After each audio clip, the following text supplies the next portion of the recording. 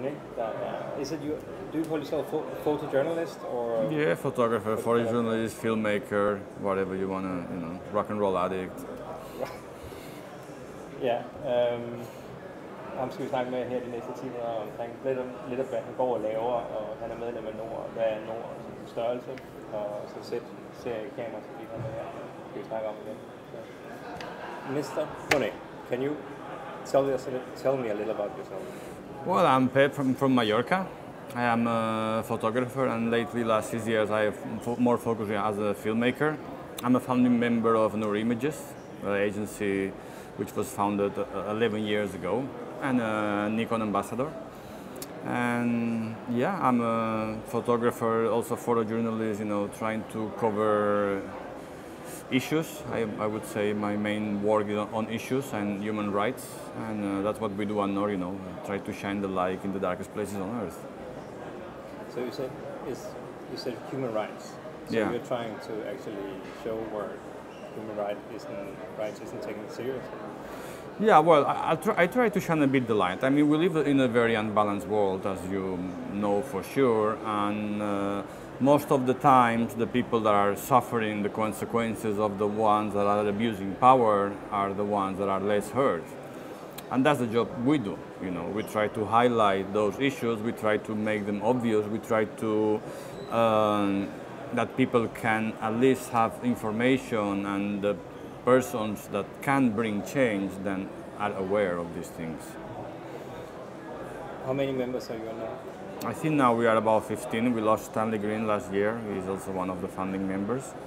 And I can say something that I'm very proud of is that NOOR is the only agency in the world where we have the same amount of men and women. So gender equality for us is very important. I think women bring a lot of positive things on the table. And we're proud and happy to have such a well-balanced group, not only men, women, but also representations from all the continents.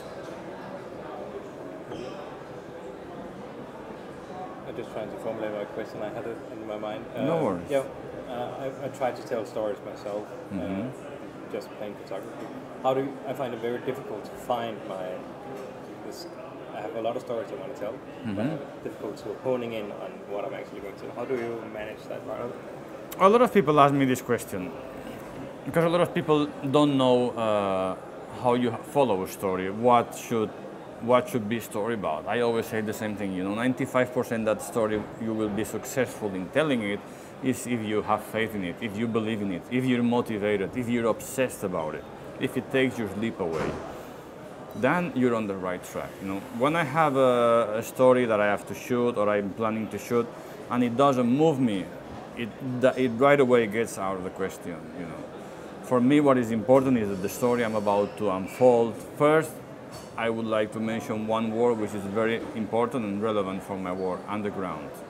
I like my stories to be a bit underground, unnoticed, unknown, when I discovered the Botswana heavy metal scene, people were like, how did you find it, So this is what I like, I consider myself a bad journalist because I hardly ever do research. So basically I like to go places without preconceived ideas. I don't like to take criteria of other people and put them into my work. So as soon as you Google about story or about a place, you're already reading preconceived ideas. And I think that is a mistake. I like to arrive into places with little information, and that means that whatever information I get on the ground makes me excited, and I hear it from the persons and the people on the ground, the ones I'm going to photograph. Because I find it very frustrating, when a writer of a magazine, of an editorial, where the directors are sitting in their offices in Paris or New York, and they say, okay, that's the story, that's the angle. A journalist has written the story already, and you have to go and cover those photos. What if that story is not the story I'm going to be experiencing?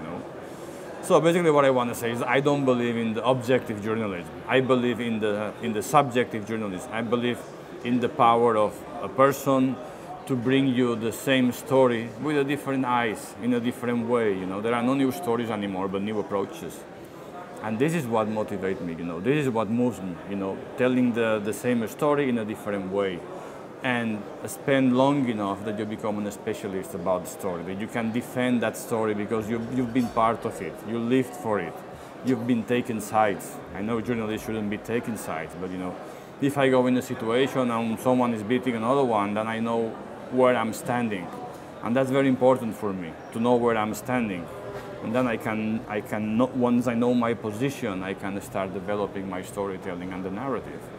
But basically, I like the underground stories, and I'm very challenged by the aesthetics of every story. I don't like repeating my aesthetics. I don't like to use the aesthetics of the contrasted black and white photography that I started in Sierra Leone 20 years ago. So I like to renew myself. I like to try new cameras. I like to try new ways of doing things. So it's a non-stop learning process for me, you know, because as long as I know how to do something, it starts to become boring when I don't have a challenge. So, yeah. So more or less just you have an idea and then just follow it and see what it takes. Yeah, no, I mean, also, you know, there is also the access and logistics, you know. You have to sometimes collaborate with people, you know. When you are on the ground and you are in a land that doesn't belong to you and it's not your culture and you don't know, you don't understand how to move around. So we always try to work with fixers, you know, try to work with an open mind, you know, and try to, you know, that's why I think it's very interesting to know the history of photography.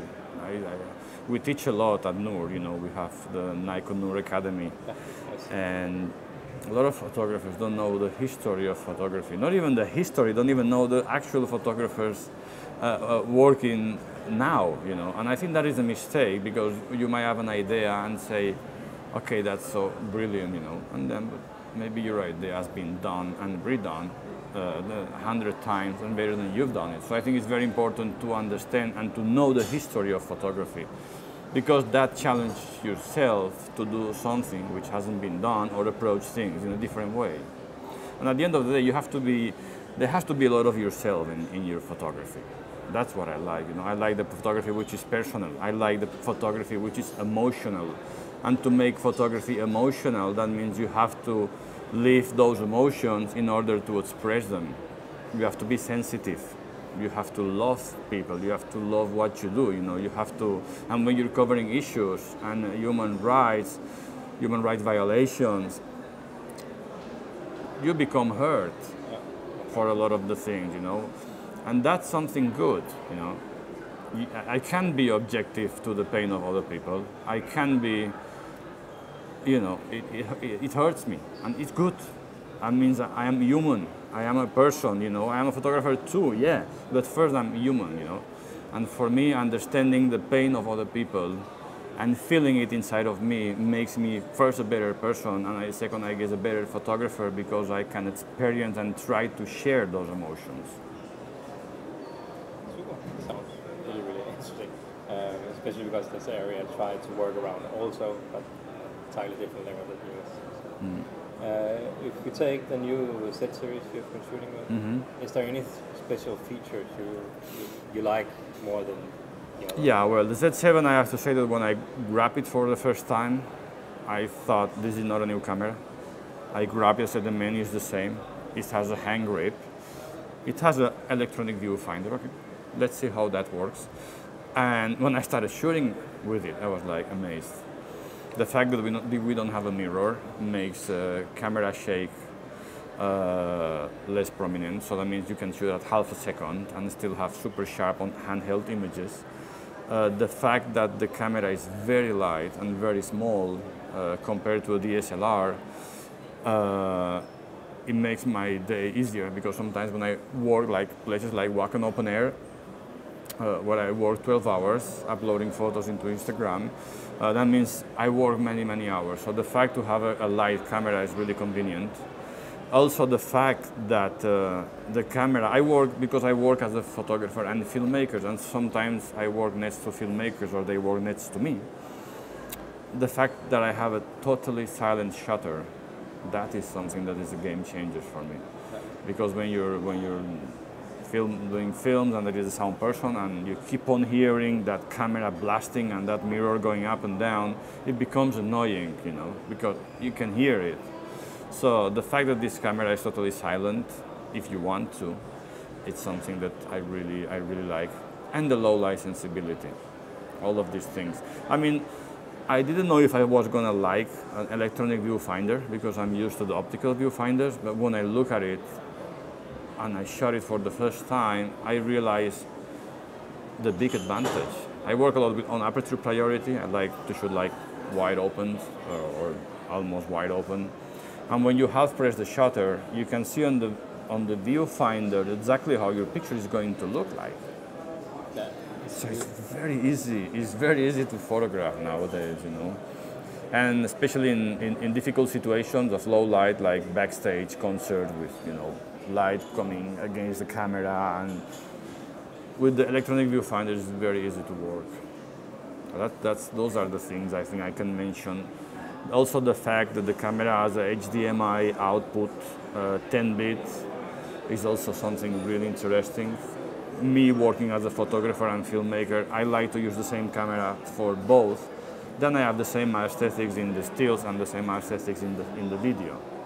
So in this matter is also, I think, is very, very nice. The fact that the screen is tilting, that you can move the screen, is also beneficial. And they have these new lenses that I tried, and they have no breathing.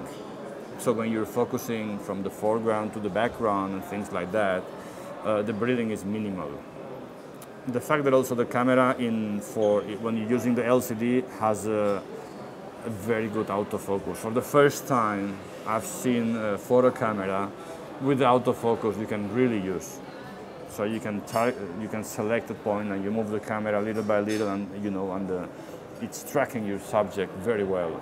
So in certain situations, I always like to work in manual focus, especially in more cinematographic productions. But I can imagine situations where you're following someone and you really want to not get distracted by the in focus, out of focus. It is a very good possibility to have it. Also the fact that we're having the new lenses which have VR, vibration reduction, combined with a mirrorless mechanism and a stabilization system, those three things makes the camera super steady in low light situation. So it's not only about the high ISO capabilities, it's about the magic of these three things happening at the same time, which gives you a totally new world of possibilities. So it sounds like it actually affected your workflow to be able to add the Z-series also? Not the workflow, but yes, the possibilities of, for example, night photography. The workflow keeps on being the same, you know. I mean, what I like is also snap bridge. So every photo I shoot on my camera ends up in my phone. So it makes my life easier when I want to, you know, do some social media or when I'm doing Instagram takeovers. Because you say snap bridge. So you constantly are syncing from snap bridge to your phone, or do you manually? I do them all. If the assignment is, I mean, if I'm working for a client, like I did a CD cover a couple of weeks ago.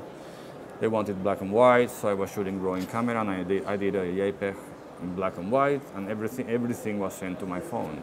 So that means when you finish your session and you're having a beer with your client, you can start, or your iPad or your phone, whatever you decide, you can start showing the work already. You know? So people have an idea. It's very convenient. It makes it much faster. Yeah. Yes. When and why did you translate from only stills to video? When the Nikon D90 appeared. Okay, so it's a long time ago. Yeah, all of a sudden that camera could shoot video. So we have to try this. And I got totally hooked on it. I got very enthusiastic, and I even asked a sabbatical year out of NOOR for me to study a bit filmmaking. I studied self-taught filmmaking, and I studied a bit of sound. I invested in equipment, especially in microphones and camera movement, tripods, monopods. I mean, it's not the same. I mean, in photography, as long as you know how to photograph and spend long enough in a place, and then you start editing, and you know, with a very good edit, you can make magic. in filmmaking, if you don't know what you want to talk about, and you don't have a bit of a more clear angle, it's more difficult to do storytelling, you know, and it's more complicated, it's more expensive, it requires teamwork, which for me is a good thing. But the teamwork is not always possible on the field, especially when you're shooting sensitive subjects or places that are difficult access or where you can be noticed. So yeah, I think in these 6-7 years of making films, I learned a lot of, you know, what teamwork, you know, the work of a producer, the work of an editor, you know. So if possible, I like to work with the team so I can focus on directing or photographing or shooting the video or doing sound. I don't mind, you know, I think I can do those 3 things properly by now. Yeah, but I also like the stories that sometimes require only one-man band to do, because you have access is limited and you have to become invisible, you know. So in that matter, I also like those underground films where you afterwards sit with the producer and an editor and make the magic happen. Sounds good. It's just so interesting. So I'm just listening. Thanks. Do you have any questions for us? I think we have all we need. Yeah. Thank you very much. Very welcome, man. Pleasure.